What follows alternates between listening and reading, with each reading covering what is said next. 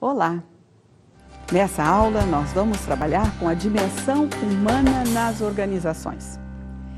E este é um tema que às vezes as pessoas dizem, nossa, será que agora eu tenho que passar a mão na cabeça do funcionário? Que história é essa, né?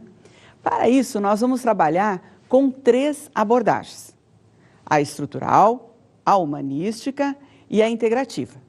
E nesse momento, eu queria ilustrar, até numa perspectiva histórica, né, a primeira abordagem, que é a abordagem estrutural, técnica. E vocês vão assistir uma cena de um filme que marca bem o impacto desse tecnicismo. E o filme chama-se A Cidade do Silêncio.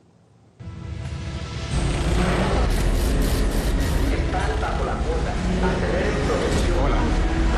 Es mi prima, Silvia Rojas. Sí, la estábamos esperando. Recibimos su información de la oficina principal. Aquí está el área donde va a trabajar. Él es el jefe del grupo. Él se va a encargar de todo. Bueno. Tenga cuidado con la máquina. Agarre el tornillo y lo pone allí. Eso. De esta forma. Bien.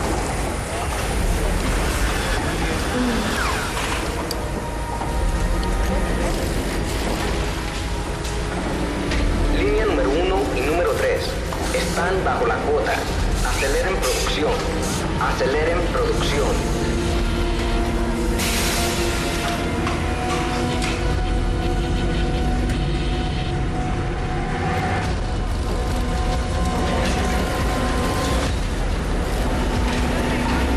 Aceleren producción. Aceleren producción.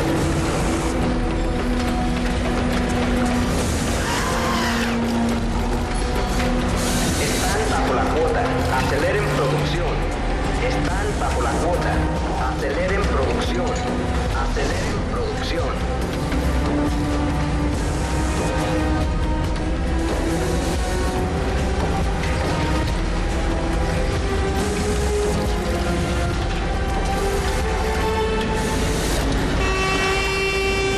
La jornada va a concluir. Diríjanse a la salida rápidamente. La próxima jornada empezará en 10 minutos. Bueno, luego me hablas. Diríjanse a la salida rápidamente. La próxima jornada empezará en 10 minutos.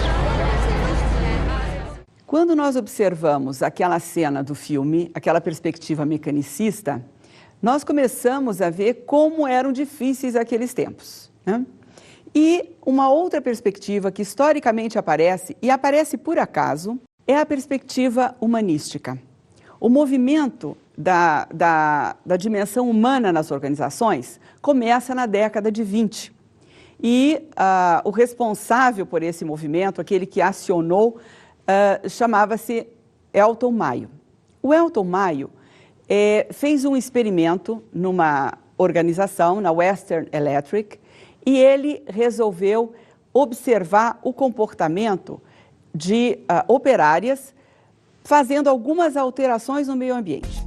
Na década de 1920, para entender a relação entre produtividade e satisfação no trabalho, o professor Elton Mayo fez uma pesquisa sobre o comportamento de trabalhadores em uma fábrica da Western Electric Company, a chamada Hawthorne Works, nas cercanias de Chicago. Por 5 anos, ele monitorou o desempenho de 6 mulheres que montavam relés num recinto separado e não no grande salão de montagem. A produtividade das 6 disparou. A conclusão foi que os 6 indivíduos se tornaram uma equipe. De 1928 a 1930, foram realizadas 21.000 entrevistas na fábrica. Por meio delas, descobriu-se que a atitude mental, uma supervisão adequada e relações sociais informais eram cruciais para aumentar a produtividade e a satisfação no trabalho. Olha que interessante. O objetivo dele nessa investigação era fazer algumas alterações ambientais para aumentar a produtividade. E o que é que ele percebeu? Ele percebeu que essas operárias continuaram, enquanto equipe, esse grupo experimental, continuaram extremamente motivadas, mesmo depois que as variáveis ambientais foram desativadas, digamos. Eles perceberam, então, que a variável atenção, a variável reforço da equipe, né? Na verdade, eles usam até a expressão a moral do grupo, determinou a produtividade muito mais do que as questões ambientais. Então, houve um despertar a partir desse estudo, que começa com ele o movimento das relações humanas nas organizações, a preocupação com o bem-estar, com as relações, com os relacionamentos, o quanto isso pode contribuir para a produtividade. Então, esta é a segunda abordagem. Uma terceira abordagem, e a gente até percebe no ciclo dos movimentos e das abordagens, uma necessidade, às vezes, de equilibrar. Porque aqui entre nós, o movimento das relações humanas, às vezes, exagerou um pouquinho. Porque também não é só a dimensão humana que vai resolver as questões organizacionais. Às vezes diz assim, olha, mas um funcionário alegrinho produz mais. Não necessariamente. Estudos posteriores mostraram que não é só o elemento, um bom relacionamento humano, que garante a produtividade. E a abordagem integrativa, então, nos traz uma visão mais, como o próprio nome está dizendo, mais sistêmica, mais integrada.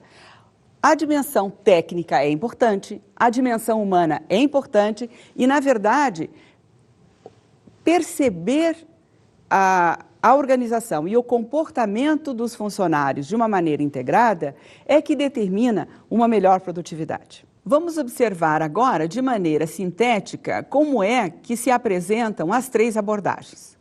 A primeira, mecanicista, técnica, cujo representante maior foi Fayol. É um modelo burocrático.